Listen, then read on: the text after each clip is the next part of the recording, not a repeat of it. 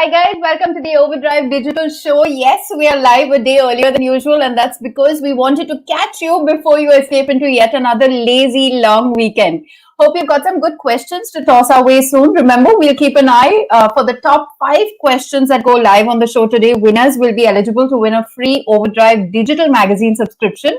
On to our first story this week then. Bert was in Goa last week to check out the production ready Volkswagen Taigun. This compact crossover, Volkswagen hopes, will be a competitive offering to match up to the best-selling Hyundai Creta and Kia Seltos. Let's take a look.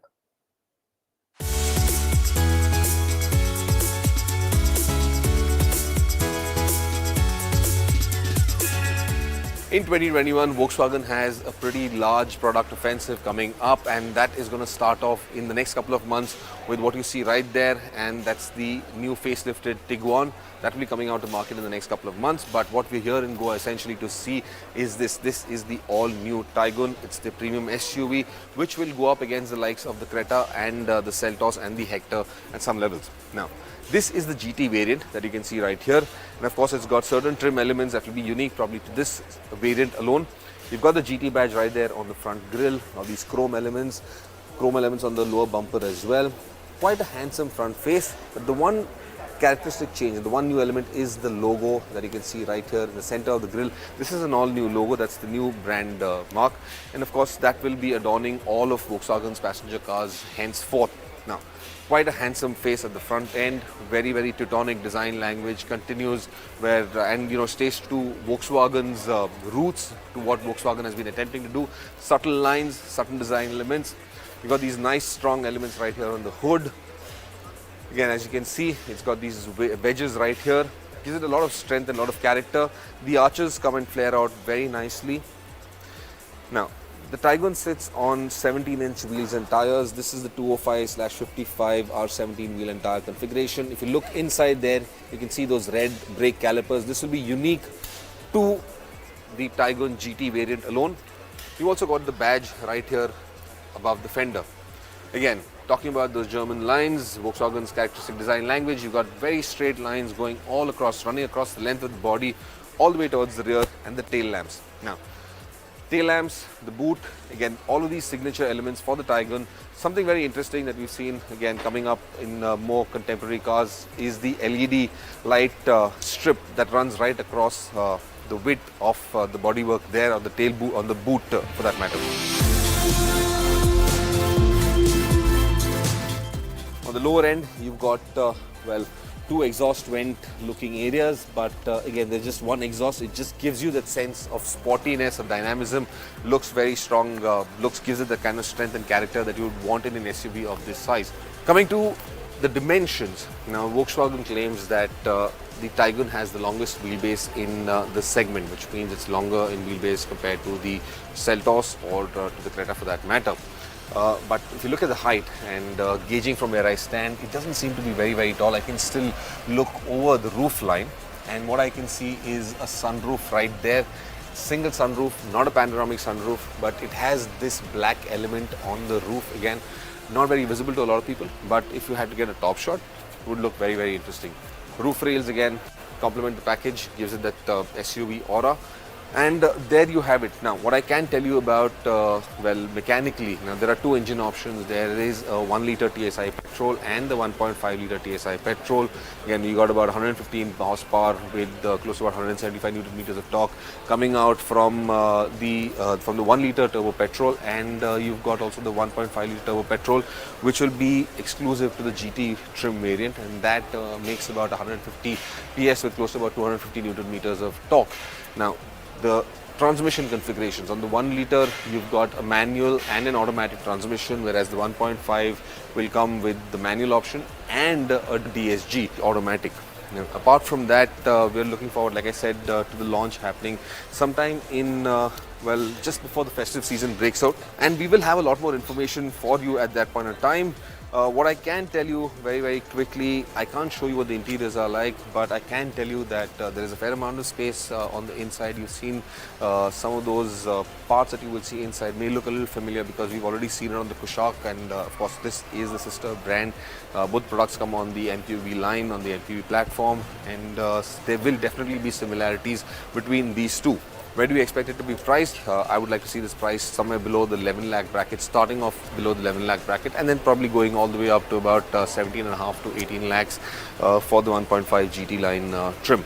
Now, Volkswagen does not have any plans to introduce a diesel in this segment, and it will continue with the petrol engines. All right, guys. I see a lot of you watching, so please send us your questions. Let us know that you're still with us. Hi, Nitin. Hi, Prashant. Hi, Manjunath. Let's get Bert and Rohit on the show, please. Hello, Sohini. Hello, Hi, Bert. Bert. Hi, Rohit. Hi. Hello, everyone. Yeah, I'm sure it's not a. I mean, you are now sure it's not an April Fool's joke. We are here on a Thursday, not on a Friday. But yeah, good to see you guys again. And Bert, so you finally have seen the Taigun in its production ready avatar. How different is it from what we saw last year around the Auto Expo? Well, not very different. Actually, to be honest, there isn't a single element on it that has changed from what we saw at Auto Expo to now. What I understand is the car was almost production ready back then itself. They had a vehicle ready, and of course, a lot of things were delayed because Skoda's Kodiaq got delayed, then we got further delayed because of the lockdown. So Volkswagen was not able to come out with or rather show the Taigun for that matter. So now we finally see the Taigun. At that point in time, there could have been a few interior details that may not have been, what they were eventually going to offer in terms of plastic qualities and things like that. But now they're now that they're ready with it, I expect to see, the launch coming up again. Strategy-wise, where Skoda and Volkswagen are placed right now, the Kodiaq is the one that will come earlier, and then Volkswagen will have the Taigun coming out. So we're looking at close to a year-end release for the Taigun. Not a year-end, but actually before the festive season starts, release for the Taigun. But it's true, everybody's been wondering why aren't we getting to see the interiors of the car. We have a question from Nitin Joshua also saying that what do you think about that's the usual nonsense that most manufacturers do these days. Like I mentioned it earlier, so one sketch will come in and then some details will come out about specifications, and then they'll show you the exteriors and then the interiors. And this is just the manufacturer's way of prolonging the whole buzz around the vehicle. And effectively, I mean, keep in mind, manufacturers have got budgets right now to spend.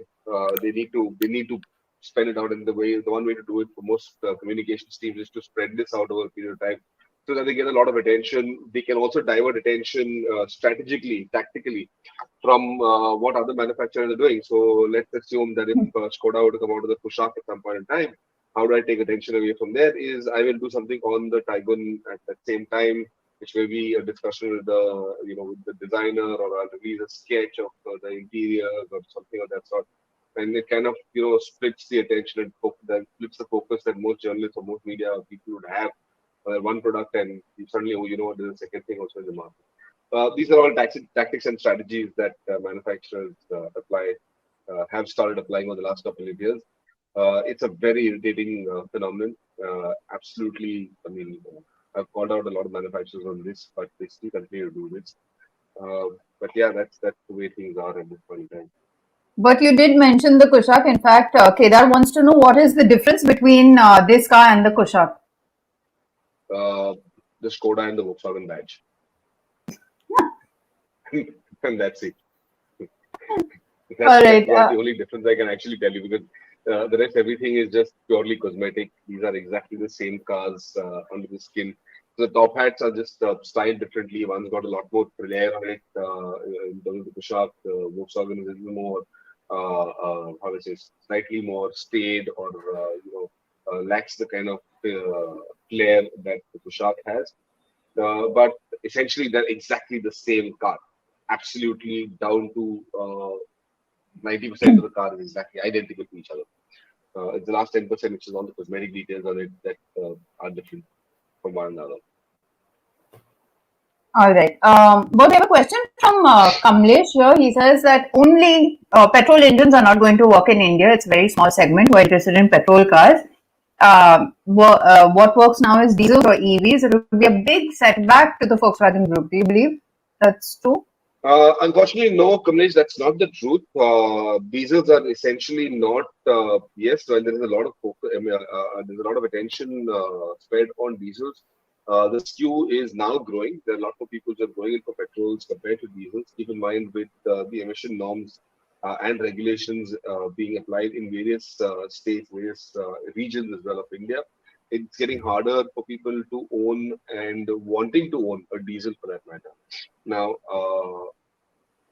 an only petrol strategy in India may not be the best strategy at this point in time, presently. But in the long run, it will effectively boil down to a purely petrol strategy and EVs and hybrids coming in as well, for that matter. But diesels are certainly on their way out, and there is lesser and lesser focus being spread on diesel.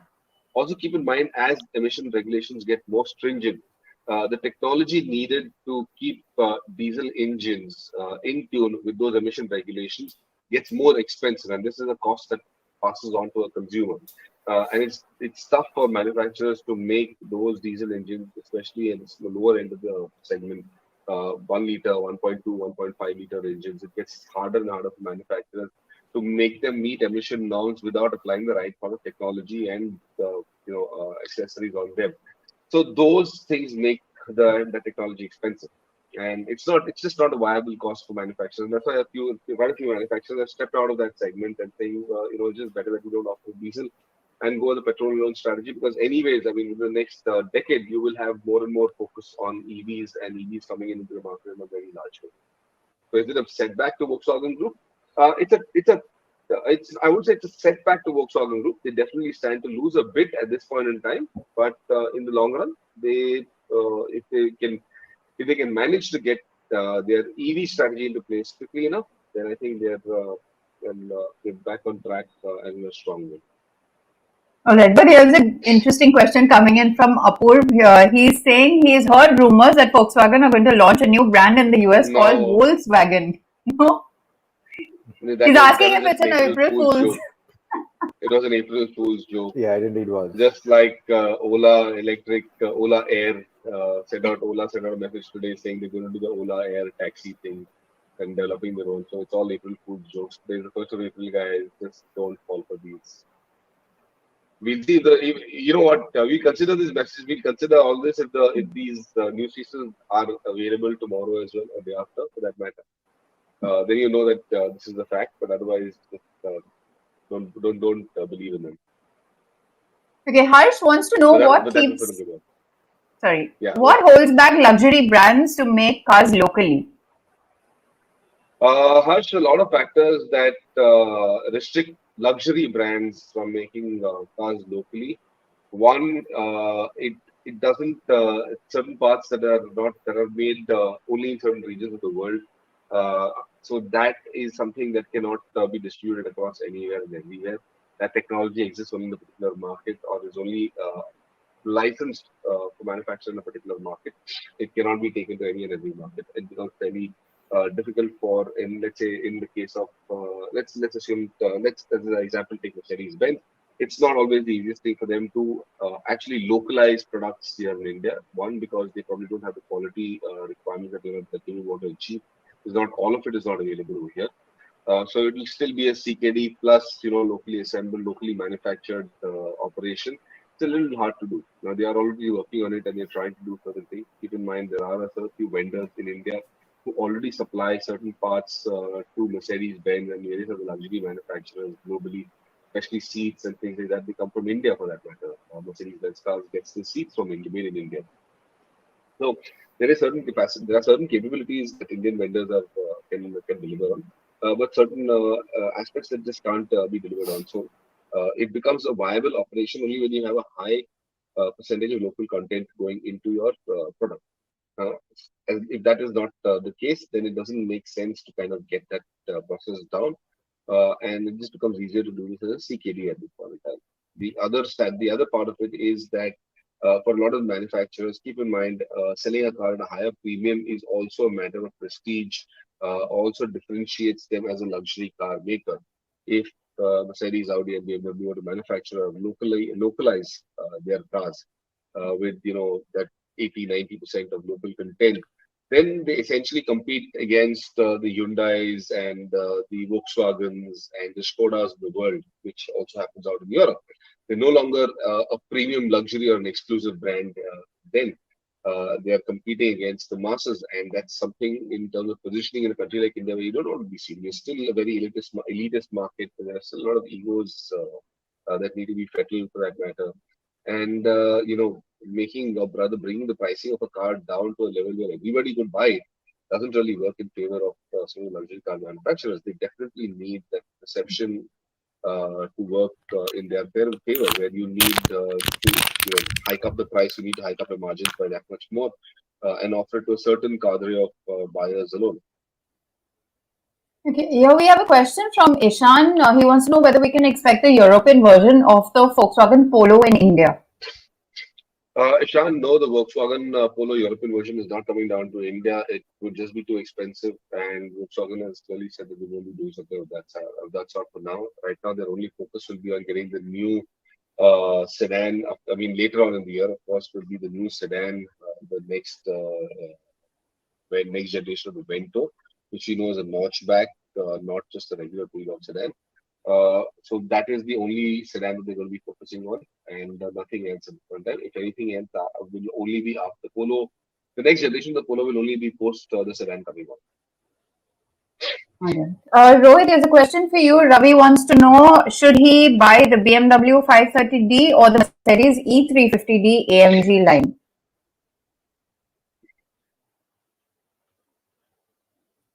You're on mute, Rohit. Yes, sorry. I think it's always a cliched answer, and I'm going to still go to, sort of resort to that answer again. If you are going to be driven around most of the time, then it has to be the E350D, because the rear seat comfort of that car is literally unparalleled right now in the segment. But if you drive the car often, yes, the E350D is quite nice. But if you are a driver at heart and if you're an enthusiast at heart, nothing really comes close to the kind of performance that the 530D has to offer in this particular segment. The only other car that probably you could think of is something like the 630D or the 630i. In fact, the 6GT is now going to be updated very soon. In fact, truth be told, I was driving that car until this morning, so that review will be out very soon on Overdrive as well. So that is another car that you can definitely consider, because it gives you driving dynamics that are very close to what the 530D offers, and at the same time, it gives you an excellent rear seat space as well. So, if you are right in between, where you are probably being driven around quite a few times during the week, and maybe over the weekends you like to take to the wheel, in that case, I think the 630D or the 630i could make a lot more sense. But as of now, like I said, if it's purely rear seat comfort that you're looking for, it's the E350D, or if it's purely driving dynamics that you're looking for, it's the 530D. All right. Neil here wants to know what plans for Mitsubishi making a comeback. But you're on mute. Mitsubishi has no intention of coming back to India at this point in time, and while they will definitely look at the Indian market, but right now they don't have the products, nor do they have the network in place to come back into the market. Anything that will happen will only take a few years and a strong product portfolio. I think the only changes, that only prospect of Mitsubishi coming out of India is when India has a proper EV framework in place with the infrastructure in place to support the kind of product, because Mitsubishi has moved heavily into hybrids and electrification, and that's where they see the future. But clearly, India is not a market that's ready for them. In fact, Neil had one more question, but he wants to know, should Toyota focus on the MPV segment and launch cars such as the Avanza and Rush? Well, Toyota definitely wants to do MPVs will continue to be a mainstay for Toyota in the Indian market. And Avanza and Rush, while both are good products, they need to make a strong enough case to be manufactured locally. Keep in mind, Toyota isn't great at doing the imports, and they don't see a lot of potential in doing those imports, even though they actually do sell some of these products out in India. But it's not a very profitable business model for them.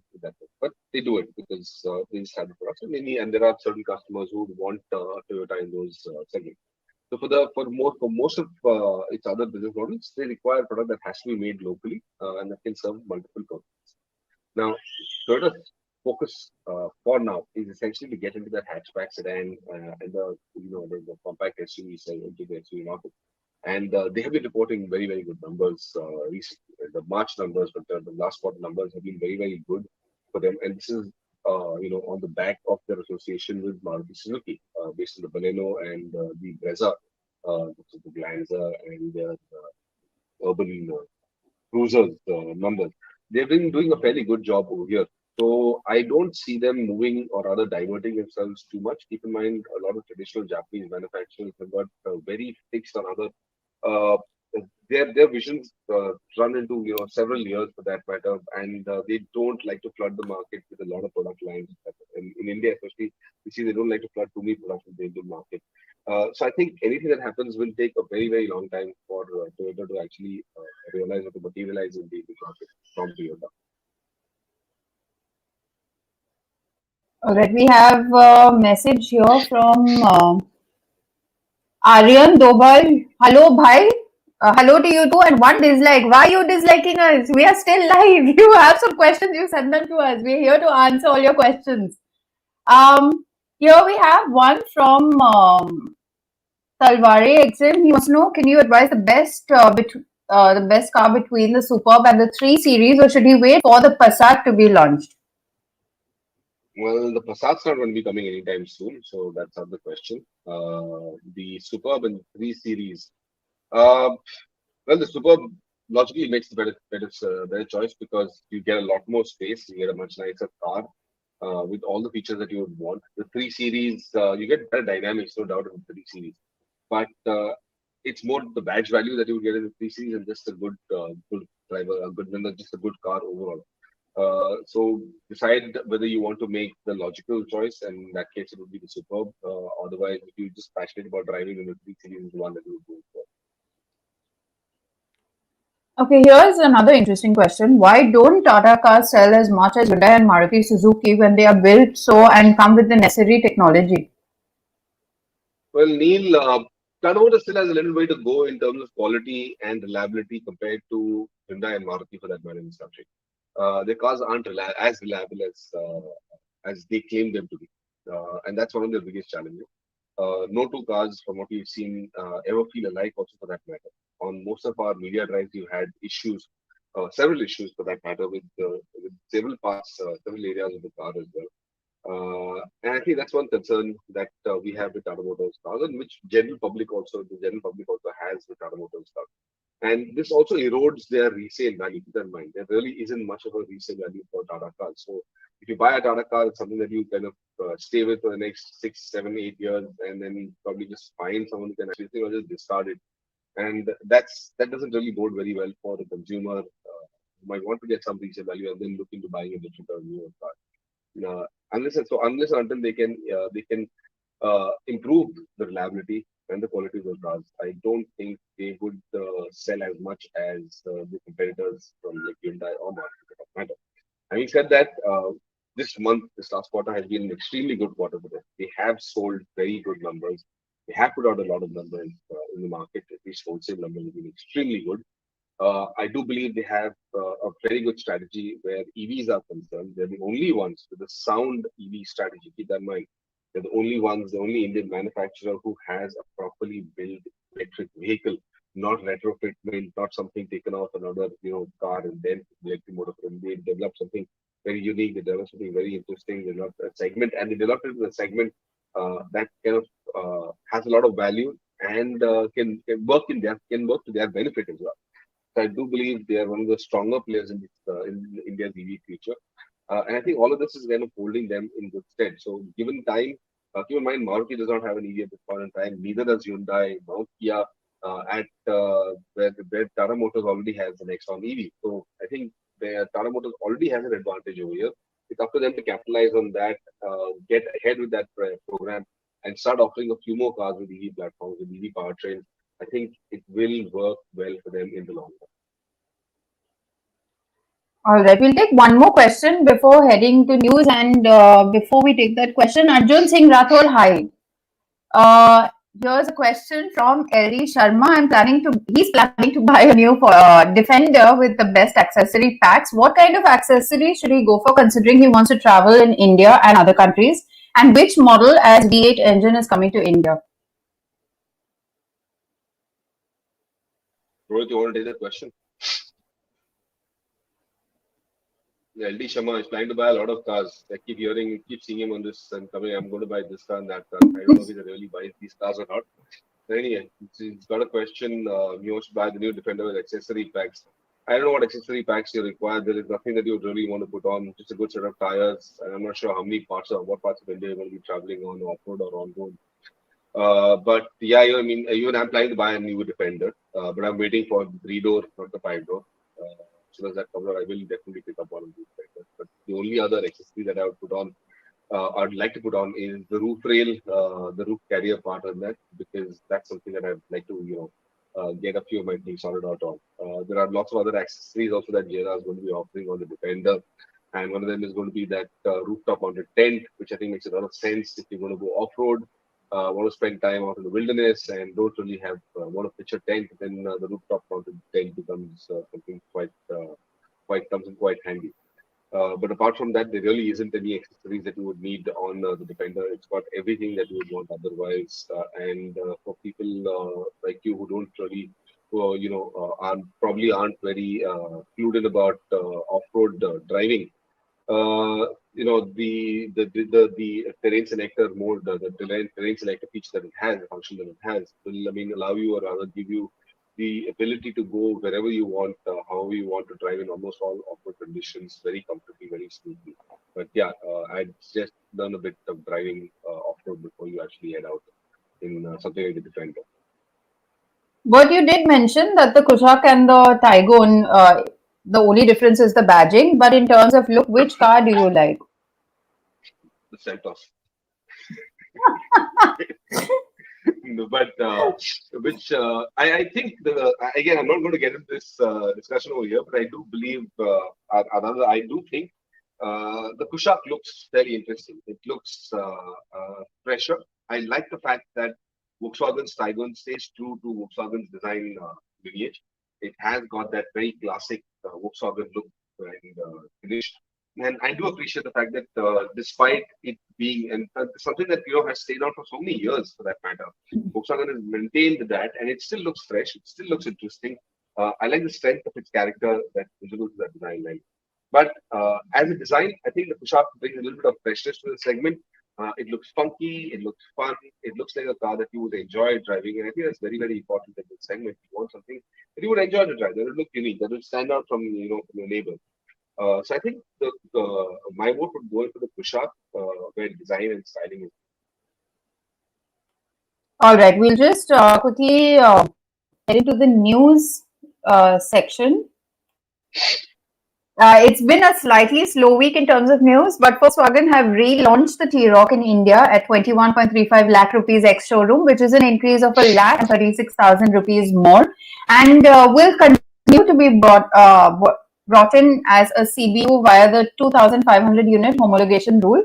The SUV can be booked online, so hurry because the TRoc is being imported in limited numbers. While we've been expecting the Skoda Kodiaq to be relaunched in India with a 2-liter TSI petrol engine, we now know the SUV is expected to launch by June this year. The facelifted model is expected to be priced marginally higher, between 34 to 38 lakh rupees ex-showroom.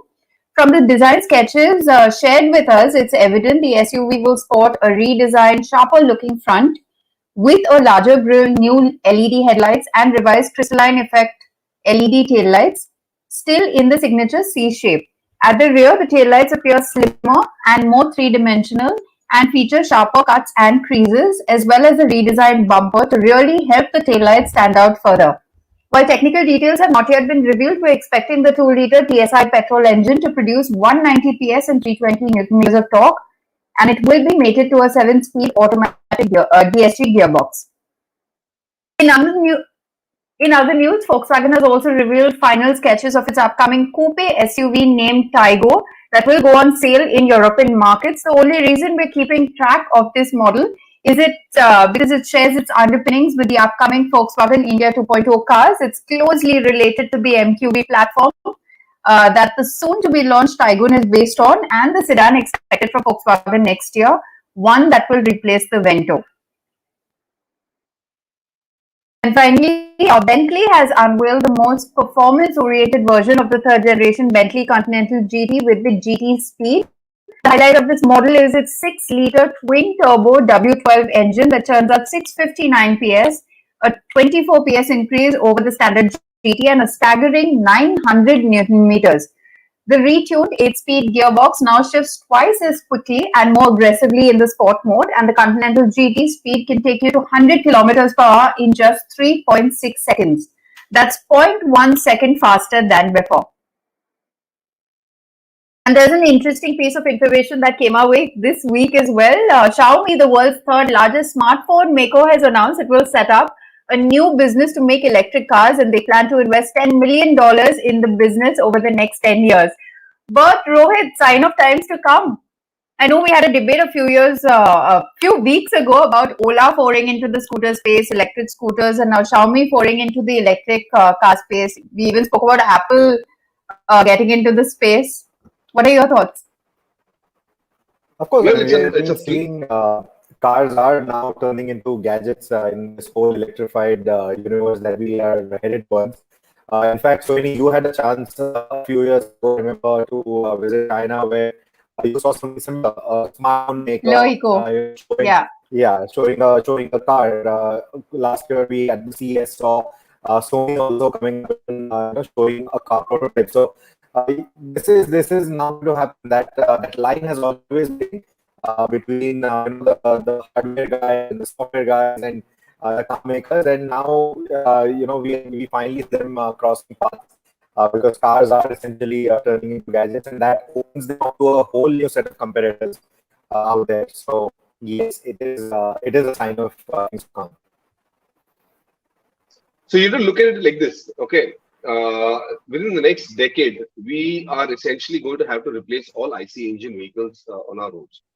Okay, so we are talking about millions and millions and millions of vehicles that have to be replaced, that have to give way to EVs. That is a massive market. Annually, we sell millions of vehicles already across the globe, and now you're looking at replacing all of those vehicles with electric vehicles. Do you see the potential? Do you see the scale of this project? For us, for the manufacturers around the world to replace this and then put up a line of EVs for various other customers. Let's take a case in North America, for instance.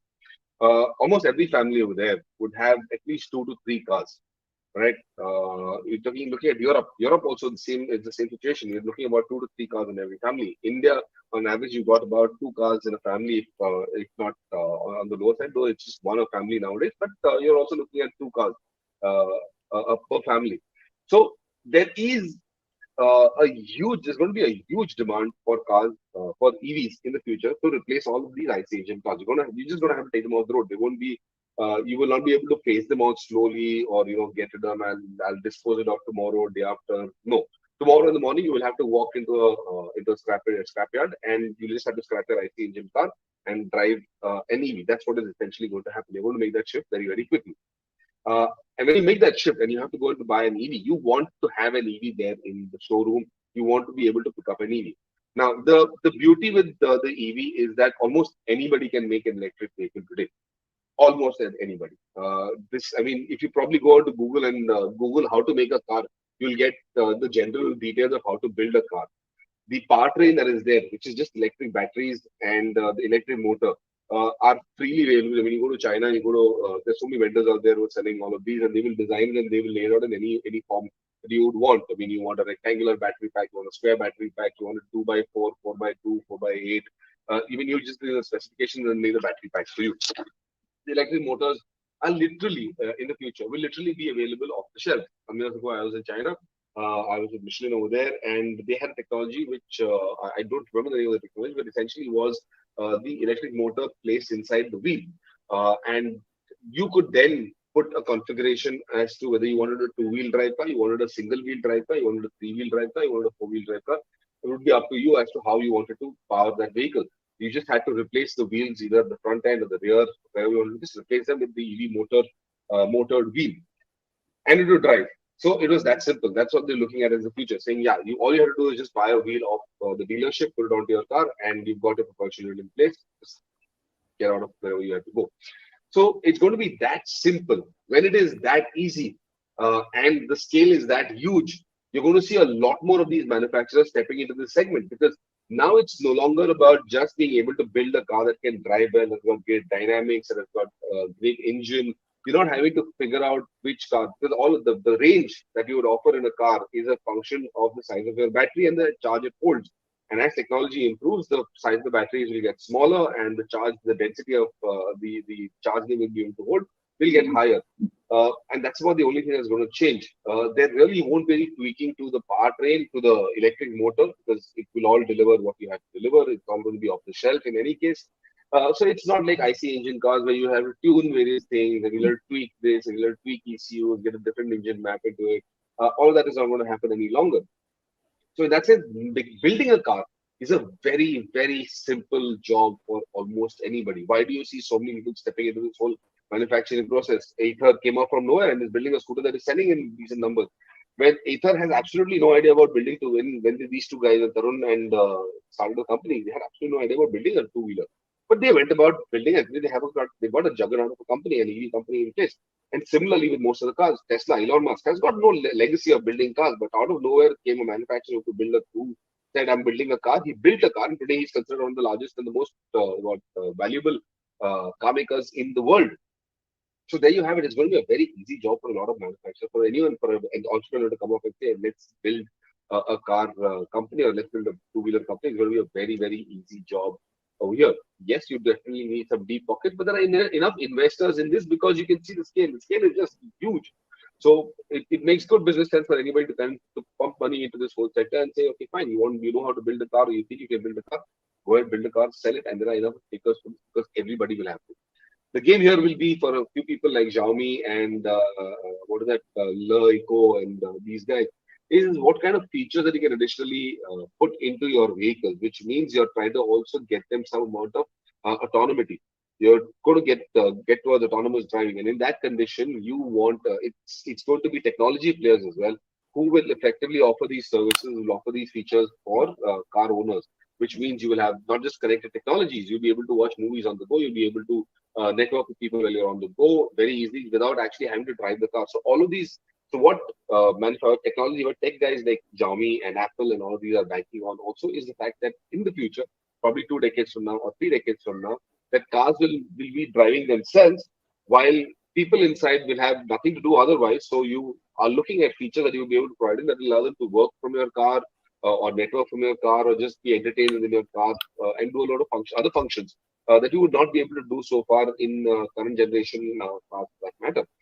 So this is what they're investing in, is a future of mobility that is very different from what we know as mobility right now.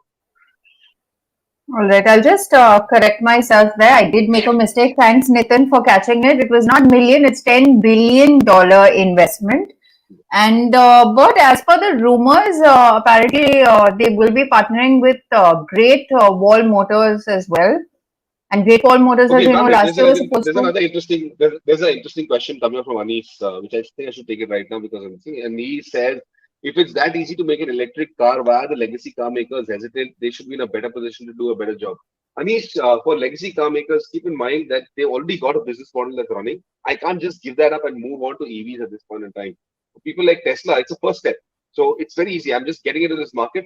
I don't have a legacy to take care of. I don't have customers to take care of. I don't have goodwill at this point in time. I'm building everything from scratch. So for manufacturers like Tesla, it becomes the start of a journey. For manufacturers like, let's say, Volkswagen or Mercedes-Benz or any other manufacturer for that matter, you're taking any across the globe, they've got a set of customers that they need to take care of already. There is a set of customers that they will, in the short term, have to take care of as well. And then there is the future as well that they need to look at. And that's why it's not easy to just make this transition from saying, let me just stop making IC cars and look on to making EVs. No, for the next decade, 2 decades, 3 decades, these are global manufacturers who sell cars in various parts of the world. And in each market, there are certain requirements and certain demands. India may not go full electric for the next 2 decades, probably, or 3 decades, or probably longer also for that matter. There are certain other Southeast Asian countries that may not be able to go electric that fast as well. They may take even longer for that matter. Europe, North America may make the transition to EVs much faster than the rest of the world. But again, each of these markets has a different requirement, and manufacturers have to take care of each of those requirements. So you cannot just say, I'm going to stop doing what I'm doing right now, and there's an entirely new plan. Let me go ahead with this. yes, manufacturers are progressing towards it, but they will have to do this. Existing legacy manufacturers will have to do this in a phased manner. They cannot just say, you if you are the owner for a Hyundai car today, Hyundai cannot come to you and tell you, I'm sorry, but that's it. You drive an IC engine car. But I'm sorry. From tomorrow, we are not going to cater to IC engine owners at all. You have to buy an EV, and that's where our business lies.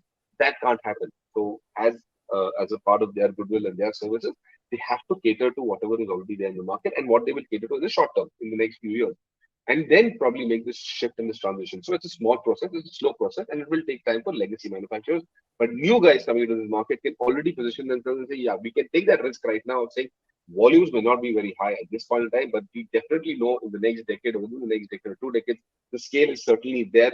So it's easier for them to invest in future development rather than having to say, okay, fine, let me make another IC engine. Nobody wants to make IC engines any longer because they're going to be dying out. Mercedes and a lot of European manufacturers already said very, very clearly that they are not going to be developing.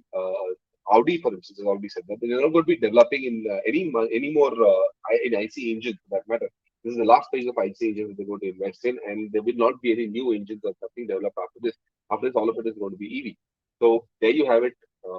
Manufacturers, legacy manufacturers will make this transition to EVs, will move on to future technologies, but they are forced to do this in a phased manner. For those who are coming in, stepping in the market right now, they do not have to worry about any legacy. For them, it's a simpler job to just say, okay, let's take a futuristic view and move ahead and prepare for an EV future.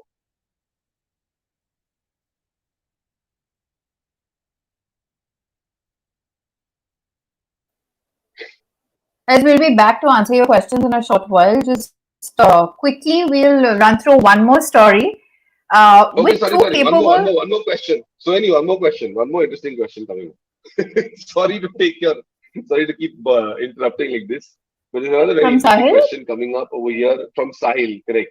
Why are we mostly dependent on China when it comes to EVs? Why we can't make fully made in India electric car?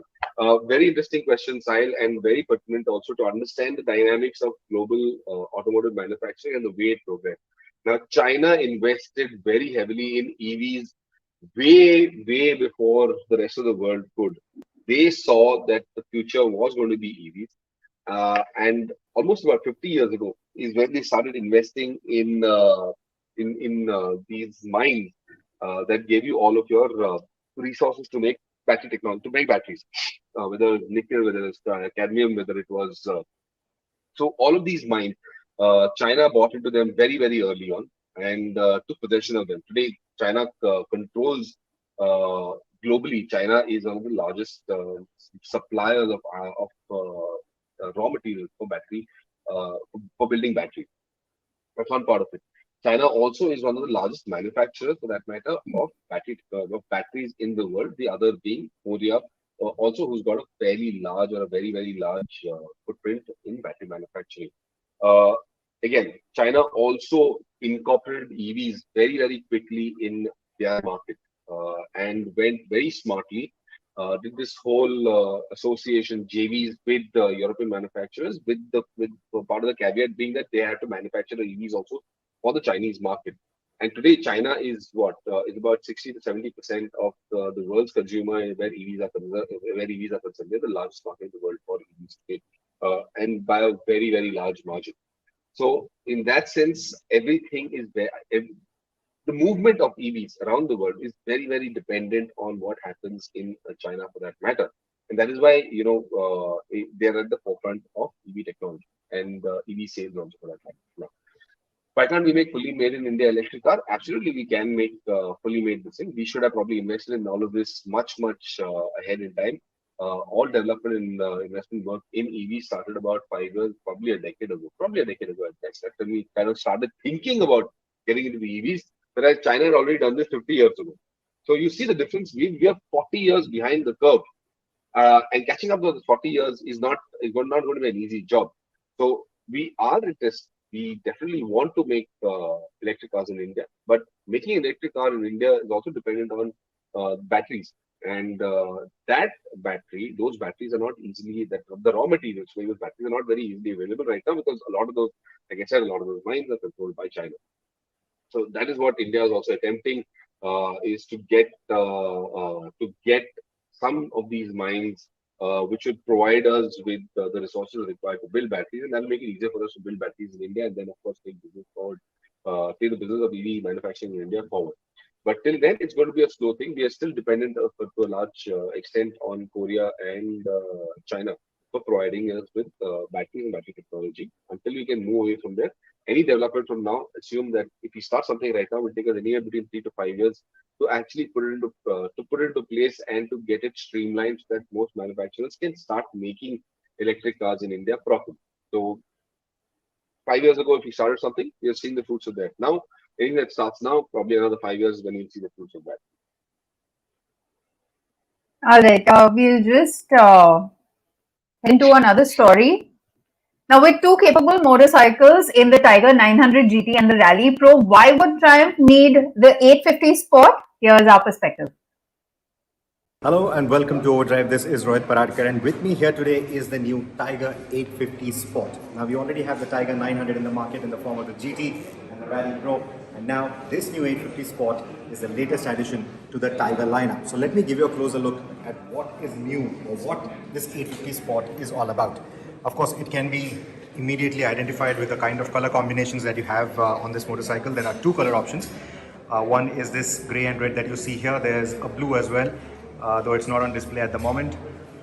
This is a more cost-effective alternative to the GT, and they're calling it the Sport because this is more road biased. But look at the tires. It gets the Michelin Anaki Adventure, and this is a block pattern tire, usually something that people start off with when they want to start off on trails. So yeah, it's a bit ironic, but it's a great tire. So even if you want to take this motorcycle off the road to the trails, it shouldn't be a problem, because at the end of the day, it is a Tiger under the skin, and also says it's Tiger. So of course, it's not only for the road, it can also do trails. It's a very capable motorcycle. It's got a very capable chassis and a very capable engine. So actually no changes to the chassis at all. One thing that you can see is the bolt-on subframe is done up in black, whereas on the regular Tiger 900 Rally or the GT, you get this satin finish on it. So this one's done up in black. The engine is slightly lower on power and torque, 85 PS and 82 Newton meters compared to the Tiger 900's 95 PS and 87 Newton meter output. So not a big drop on the power and torque, and not something that you will probably notice on your usual commutes or highway runs, or even while riding it on the trails. The other bit is of course the seating. You don't get the comfort seats like you do on the GT. These also have a slightly firmer cushioning, again for a bit of that sporty use. But long distance comfort shouldn't be a big problem, because the seating geometry is more or less the same. The size of the seating is more or less the same. So in terms of the comfort, it shouldn't be a big problem. So like I said, the bodywork, the chassis, it's almost identical to the 900.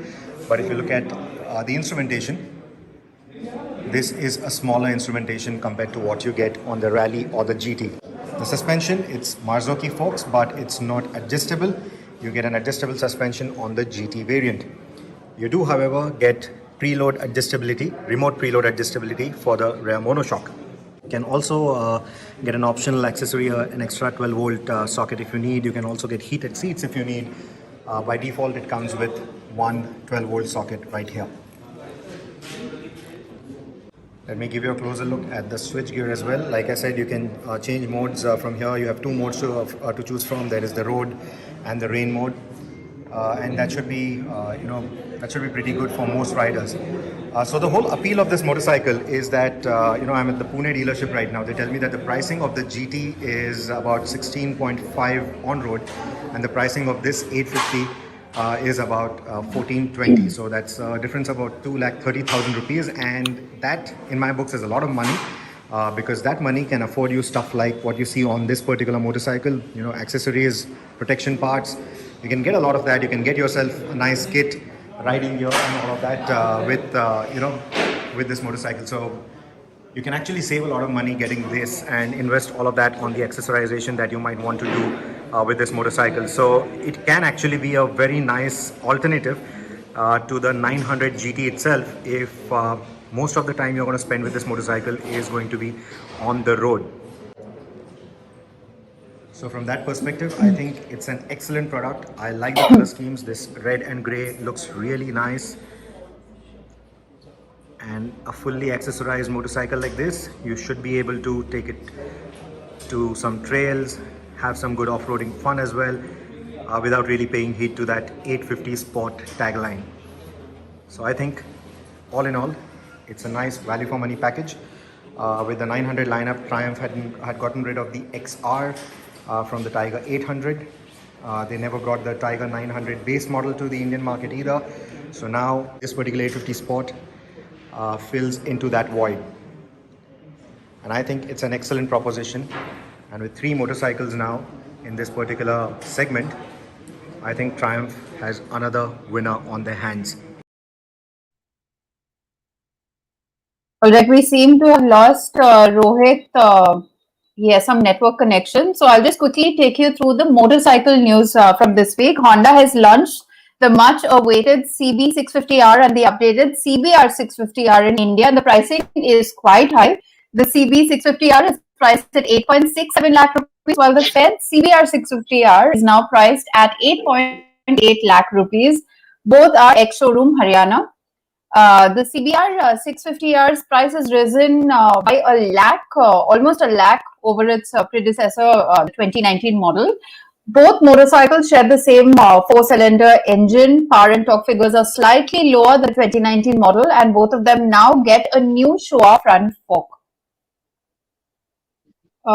I do see a question about the Honda motorcycle. Can we try to see if Rohit is around? Yeah, I'm here, but I'm not sure how good my connection is. If you can hear me clearly, then yeah, let's try and answer. Sorry about the connection.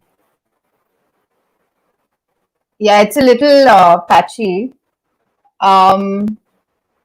I guess this is self-explanatory because we just said that it's been launched, but Akshay wanted to know whether it's just being showcased at the Honda Big Wing showroom and the website, or has it actually launched?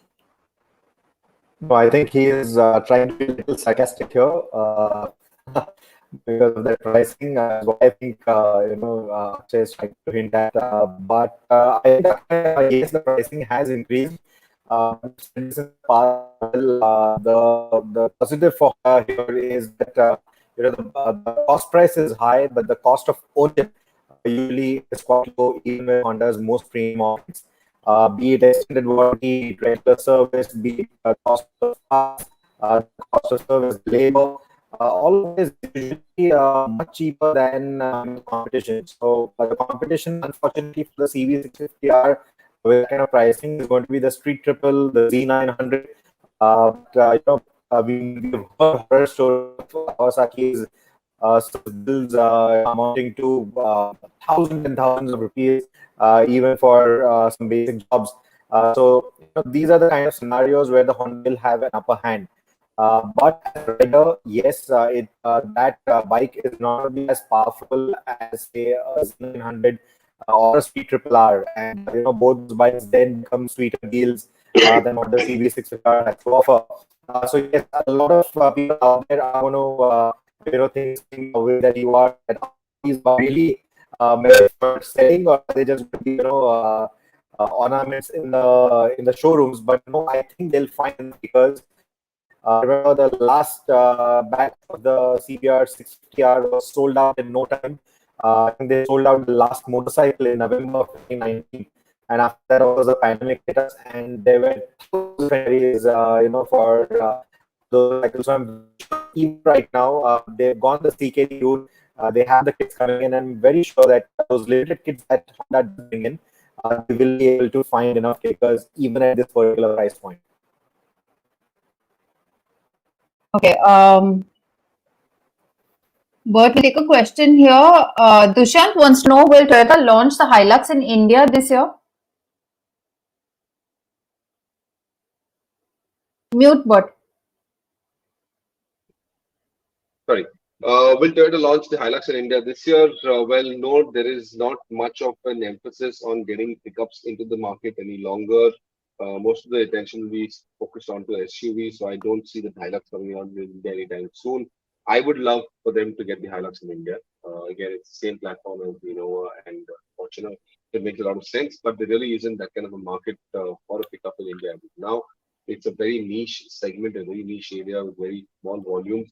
So I don't see Toyota going into that business plan. But let's fingers crossed that they do get the Hilux at some point in India. And you know, the guys would look forward to buying a Hilux if that ever actually happens. So, any All right, we have very interesting comment that. So, a very interesting comment I want to take before this question, and that's from Anand Krishnan Narasimhan, who's posted a question, not a query actually, he posted a comment on Facebook, and what he says is, why can't we fix an efficient diesel generator in electric cars to increase the range probably? But Anant Krishnan, we're just compounding the problem at the end of the day. I mean, I did see this, there was a video that came out some time back. It looked like something that was, staged rather than an actual video where we saw this Tesla owner stop on the side of the road and, ask stop asking people to stop and give him petrol because he wanted to run a generator that would charge his Tesla battery. He ran out of charge and he wanted to charge his battery, and the only way he could do that was by running a generator, which he had in his boot. But it effectively negates the whole concern about our other thing. It just puts another twist on the problem of EVs, and that is having the infrastructure in place to support EVs. So once the infrastructure is there in place, I don't think you need a generator at all in your car, and that is coming. That will be coming up very quickly. For that matter, there are a lot of players who are stepping into this space and building the infrastructure necessary to make electric vehicles more viable. So I don't really think we need a generator to be kept in the car that would actually charge the battery. There are lots of other solutions that we can apply to this, whether it's regenerative braking or posting that will charge our batteries, and all of this will get better over time. So the EV issue, the range anxiety that we usually face in EVs, that will kind of diminish as technologies get better in the future. all right. Rohit, if your network allows it, we have one more question for you. Vivek is planning to buy a Royal Enfield Himalayan, but he's confused between the Himalayan and the Dominar 400. He says the Himalayan gives a good riding posture but has vibration at higher speeds. Dominar has more power but looks like a pulsar on steroids. What would you suggest?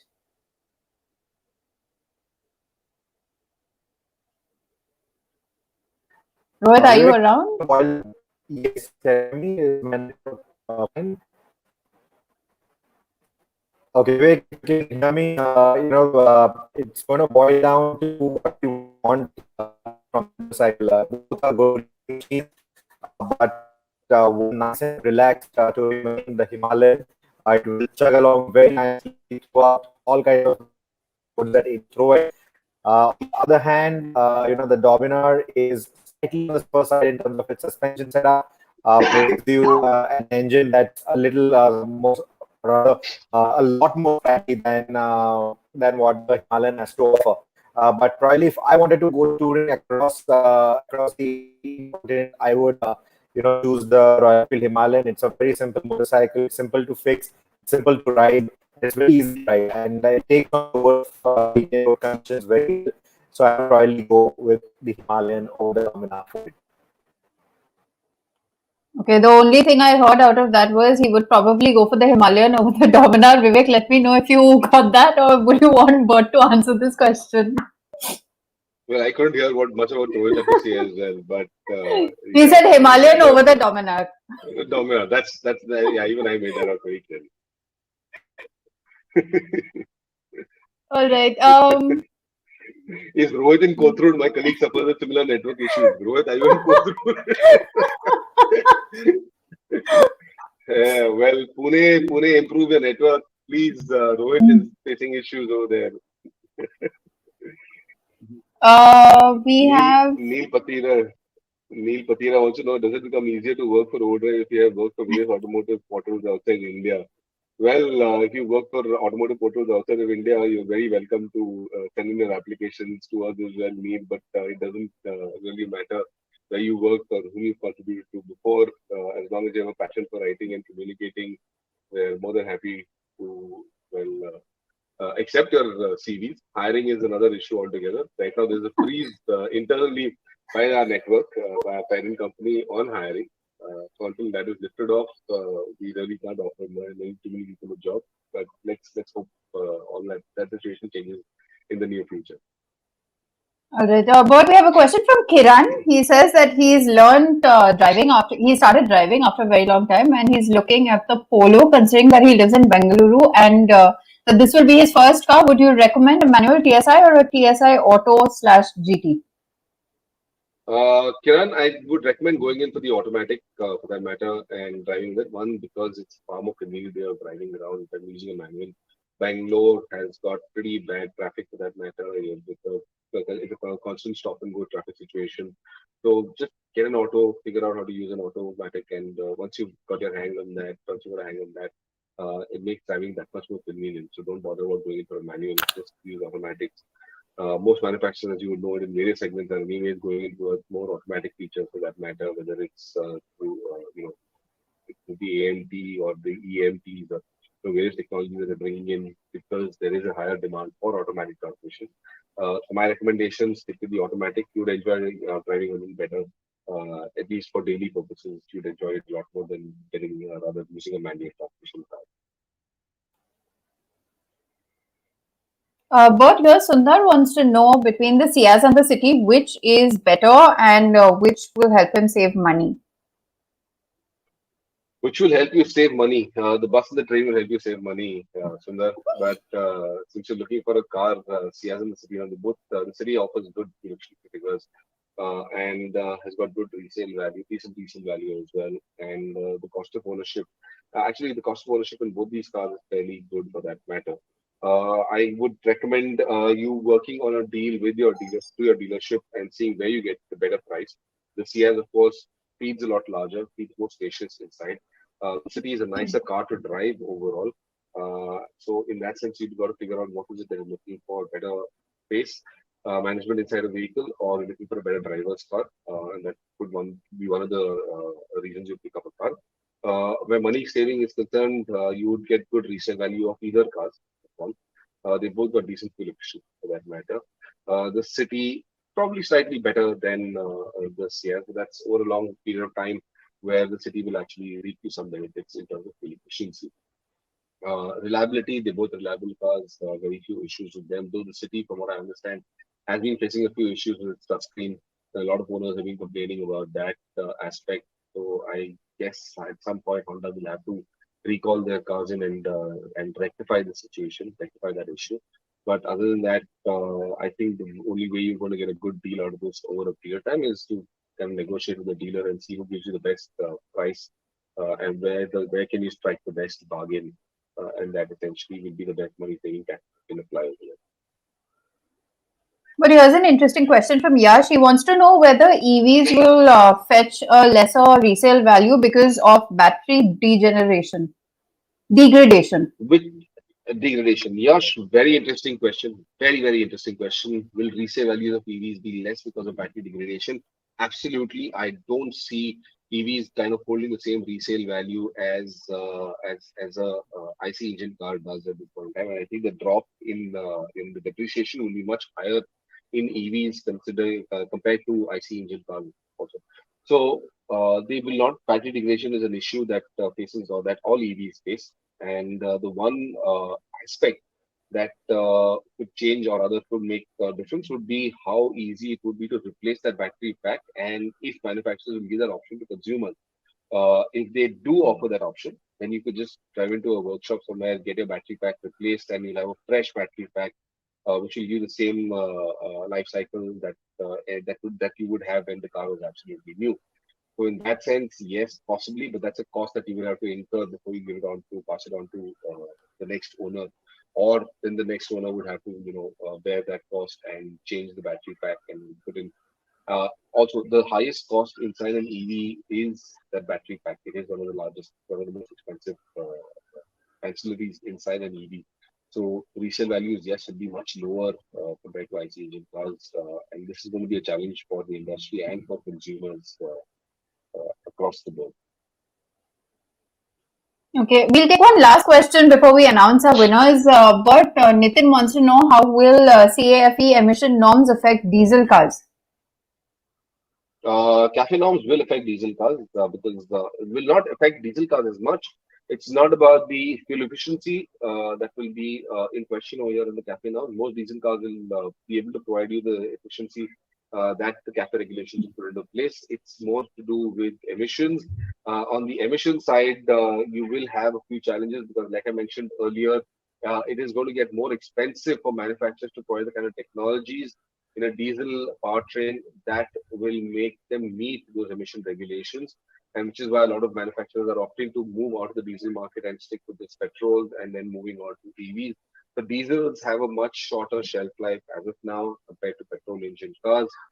Petrol engines will also continue for a little while longer before they will all have to move on to EVs. And let's say within the next decade, decade and a half, that transition will have to happen.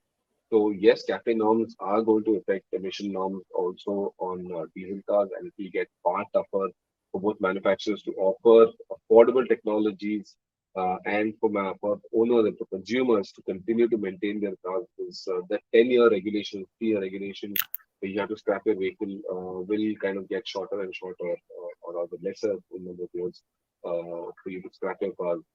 So yes, it will be a very tough journey going ahead for anyone who wants to own a diesel car. All right. We have a question from Kamlesh. Kamlesh, I'm really sorry. Rohit is not here right now, but I'll ask him for sure to reply to your message anyway. But we'll take one final question. We have one from Nitesh here. Why are companies not emphasizing on hybrid engines? It will help environment as well as customers' range anxiety. Nidesh, hybrids will not, make much of a difference to range anxiety. You will get slightly better efficiency. So let's assume if you were getting 10 kilometers per liter in a pure IC engine car, then you would get, say, about another 15 to 20% with using a hybrid. Hybrids also give manufacturers the required emission, parameters to play with. They're able to stay within those emission regulations, that's where hybrids work the best. But hybrids right now are a stopgap measure that the government in India feels is not necessary, and it's better to just make that move to EVs rather than go the hybrid route. Now, keep in mind, a lot of manufacturers like Toyota, for instance, invested heavily into hybrid technologies. But in a market like India, where we are now making the transition straight from IC to EV, hybrids don't really make that sense. Hybrids are always a stopgap measure. And that stopgap is no longer kind of valid simply because emission regulations are getting that much more stringent, and hybrids also will not be able to cope up with that as much as you'd want them to. So the only way to go forward and to match or to meet emission regulations is to go full EV, pure electric vehicle. And so hybrids don't have much, they don't really hold much water right now the way the market dynamics are going. All right, but it's time then to announce the winners for this week.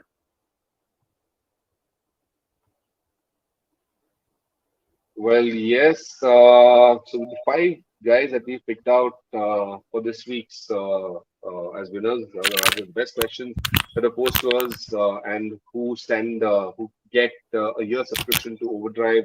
There's Harshraj Mishra, who posted a question as to what keeps back luxury brands from making cars locally.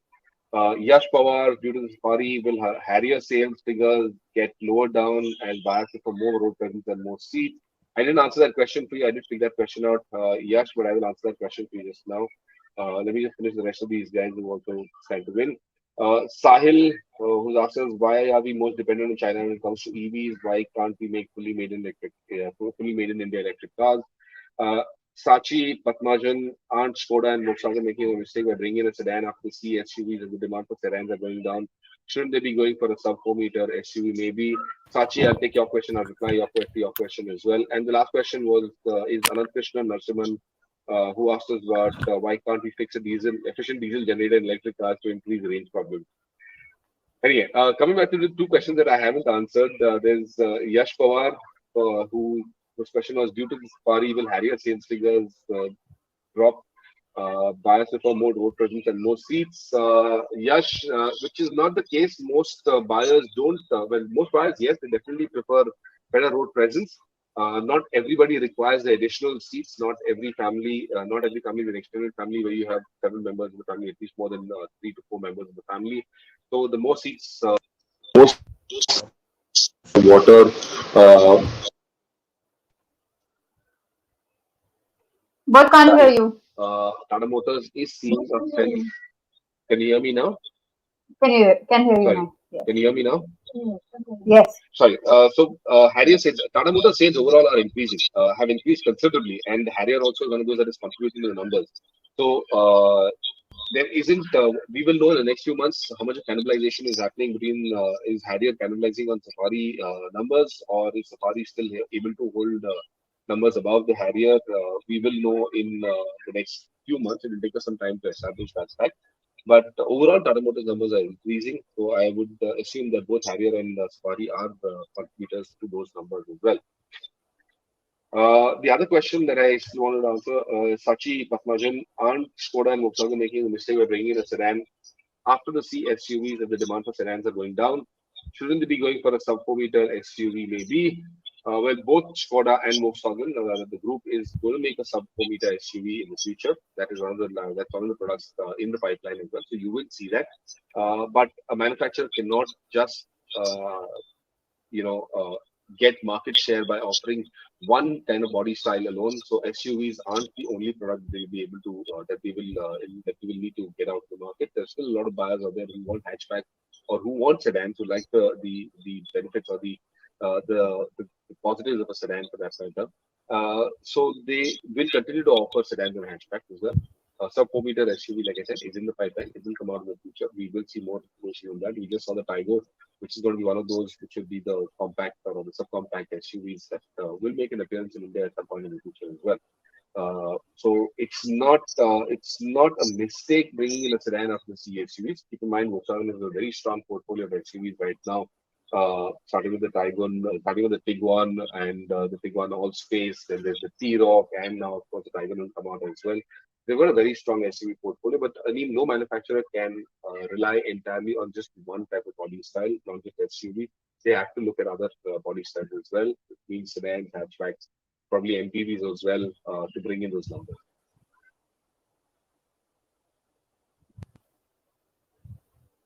All right.